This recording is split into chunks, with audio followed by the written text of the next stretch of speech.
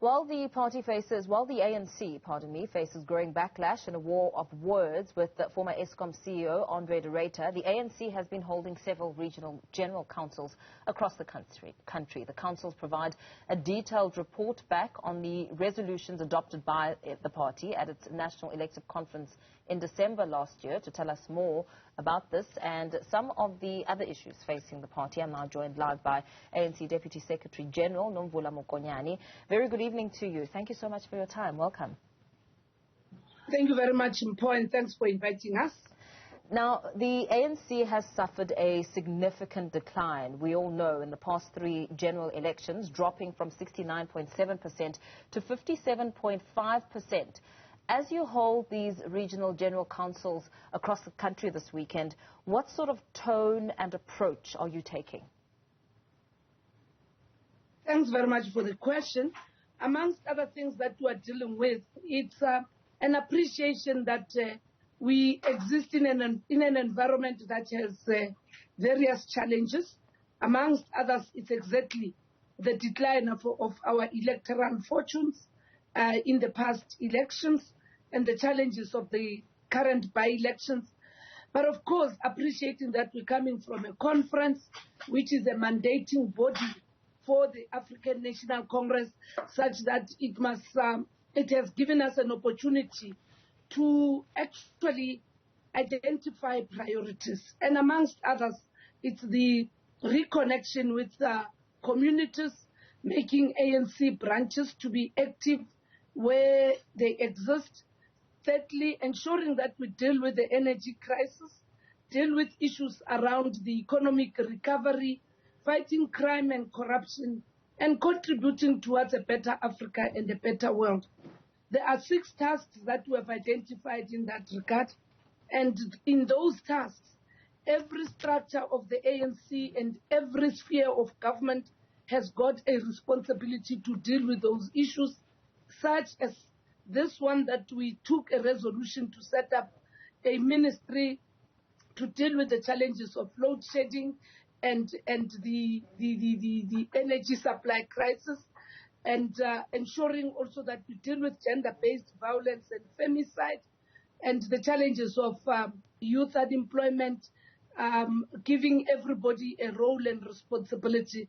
And finally, that we can only do that through active members of the ANC who are empowered, who are informed, and hence what we started yesterday in the regional general councils until tomorrow seeks to actually bring structures of the ANC to being relevant in the communities where we live and to provide the solutions and work together with our communities. Mm-hmm. So at the moment, we know that the ANC is under a cloud of scrutiny. In fact, some people may say the ANC is testing the limits of South Africa's moral tolerance. With the ANC under this cloud of scrutiny, President Cyril Ramaphosa has been accused of failing to implement the party's key policies, which in effect is resulting in the party greatly losing its grip on power. For instance, just looking at the ANC's 54th National Conference, the party resolved to use expropriation without compensation among some of the mechanisms to address the land issue. A land summit was then held to iron out some of the practicalities of putting the resolution into effect. Last year, at the 55th conference in December, not a single piece of land had been expropriated without compensation. How are you now, within this political climate, going to instill the trust of South Africans? Thank you very much for the question once more. It is not correct to say not a single portion of land. In fact, different departments and different programs of government continue to expropriate without compensation, especially in the space of human settlement and in the space of road infrastructure development. Government has got the means to expropriate. Yes, we have not been able to meet the target, and the target was ensuring that Parliament adopts the amendments, but because of the demand of a 2/3 majority, we're unable. An opportunity that we lost when the ANC previously had a 2/3 majority. But we are here now. We are still going on and looking at other amendments that are now before Parliament. Secondly, Mpo, the ANC operates as a collective. There are deployees led by President Cyril Ramaphosa. And we have all acknowledged that there has been challenges. We are here now. Together, we've all agreed that things have to be turned around. And hence, this year is a year of decisive action, so that then we do not just talk about policies. Our approach for these coming 5 years is that let's talk less of policy development, but look more on action and implementation of those resolutions and decisions that have been adopted by the ANC and those policies that are in government. Let's build capacity to implement. Let's use the district development model so that there is integration. And let's create political stability at the level of local government, because that is where actual delivery is happening. And let's have a capable state with the capacity in terms of public servants that are putting the values of Batupele in the quest to provide quality service to the people of South Africa. So yes, what you are raising about issues about the expropriation, but that is not the only policy position. There are many others that we are dealing with, and it is in our intention, and hence we go in everywhere, that it is the responsibility of every member of the ANC, wherever that he or she is deployed, through collectives and through programs that they champion, that they do work in a different way. It's been a while since, after a national conference or an NEC, you see the ANC going out in this manner with everybody deployed, all of us interacting with branches, and even saying, if a branch fails to do this kind of implementation of the task, then it will not actually be seen as a branch in good standing in terms of the definition of a branch in the African National Congress. The presidency confirmed yesterday that President Ramaphosa was sick, but that it is not the cause for the delay in announcing a cabinet reshuffle. Photos emerged last night showing Ramaphosa attending a cattle auction dinner at his Palapala farm. Is the party concerned about the message that this sends the public with them waiting for the key cabinet announcement? Look, there are two issues in this regard. One, we have a deputy president that has resigned. So the country doesn't have a deputy president. Of course, that needs urgent attention. Even also the roles and responsibilities of a deputy president. I've noted that other people seem not to appreciate what has been the role and what is the role of a deputy president. Because amongst others, the deputy president is a leader of government business, bringing the cabinet closer to parliament and working together with presiding officers in making sure that the priorities and the agenda of cabinet is also integrated into the functioning of parliament. We need that now that we have had SONA, now that we have had the budget statement by Comrade Enoch, we now have to make sure that there is integration of the work and coordination.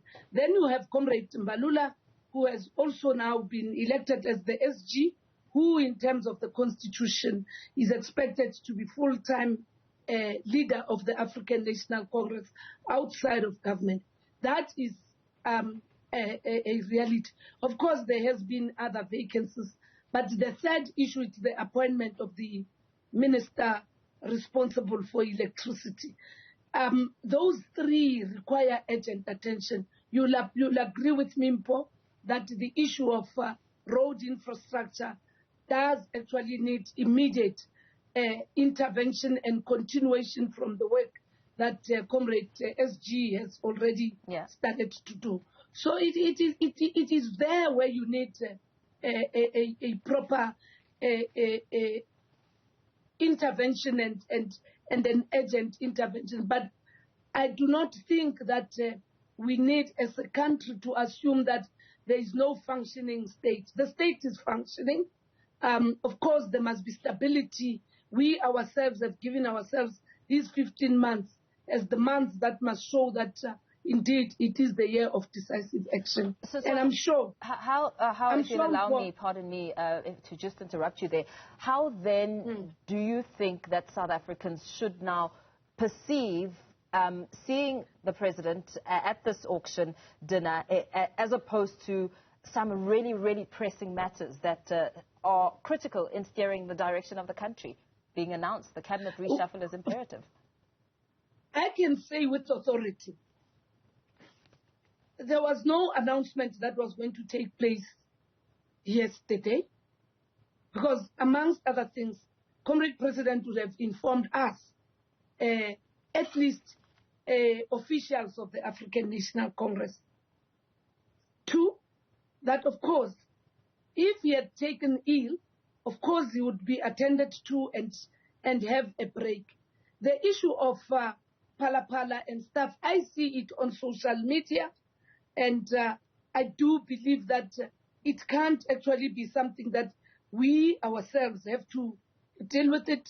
The president has got his spokespersons, government has got the spokesperson, but where we are quite certain that government work is proceeding, ANC work is proceeding. We've been working throughout this weekend until Monday. Officials will be meeting.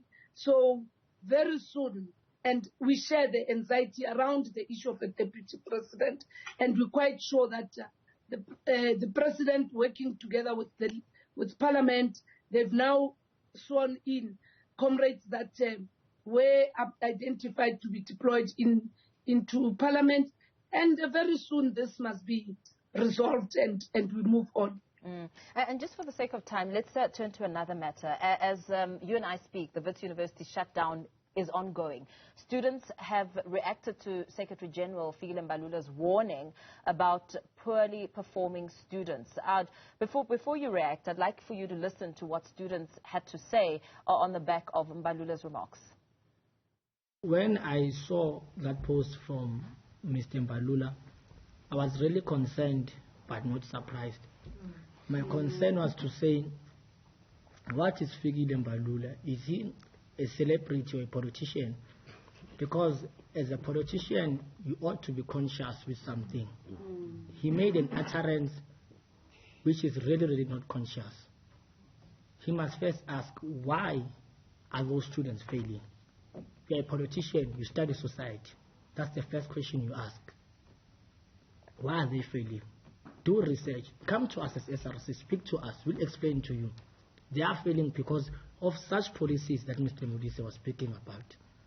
So I'm really, really concerned that a leader of a liberation movement who is in charge of deployment in our country can utter such things recklessly.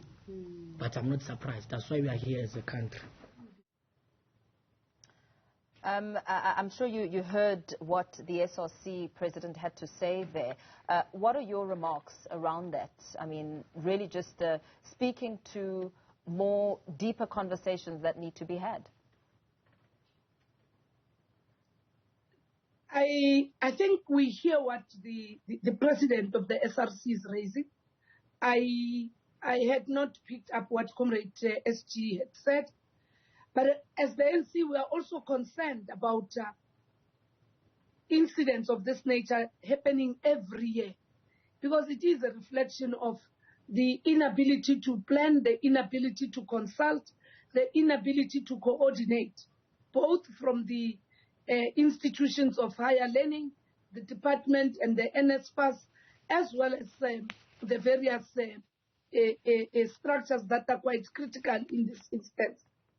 The issues about the non-performing students, it is something also that has to be addressed without rejecting and shutting doors and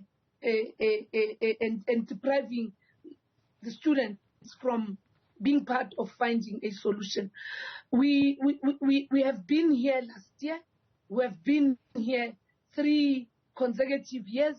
And I think it is high time that all of us, including the Department of Higher Learning, should actually higher education should actually make sure that we do not have this thing that now seems to be an acceptable kind of a performance, that annually students will be disrupting, vandalizing, and institutions will be calling security guards and stuff.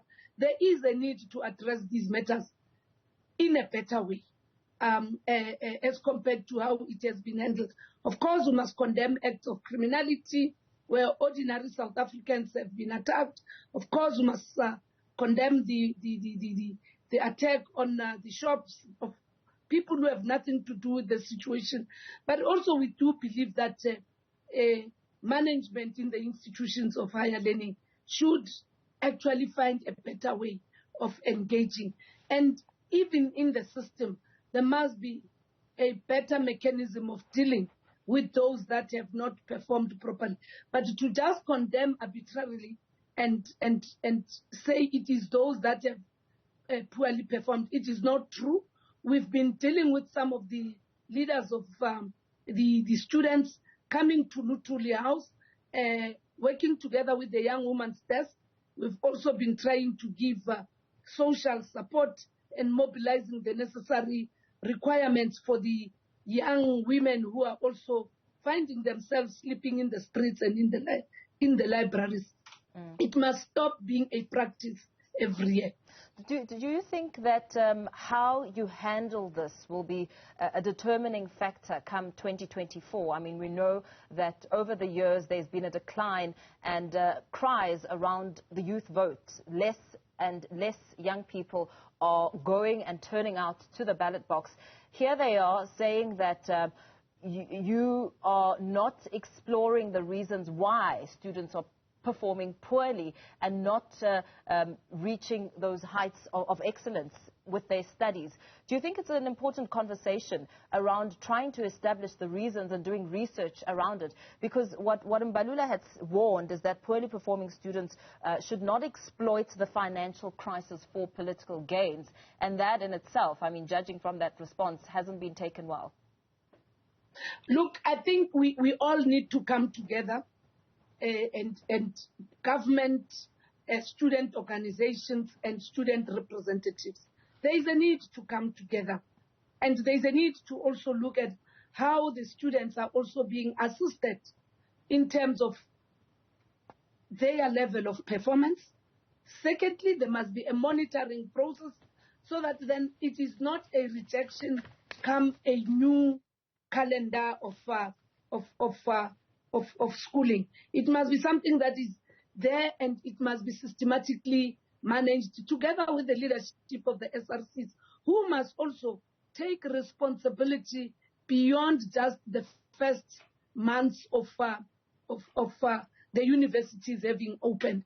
It is a concern to us, and it's not only the issues about tertiary institutions and the impact on young people. The high level of unemployment also does demoralize the youth vote, and hence in the 6 priorities, one of the key sectors, it's the youth, it's issues around youth development, youth mobilization, as well as ensuring that they become part of finding everlasting and sustainable solutions. Very well. Mama Action, Mokonyane, let me thank you for your time. That was Nomvula Mokonyane, the ANC's first Deputy Secretary General, giving some reaction around some of the hot topics around the country.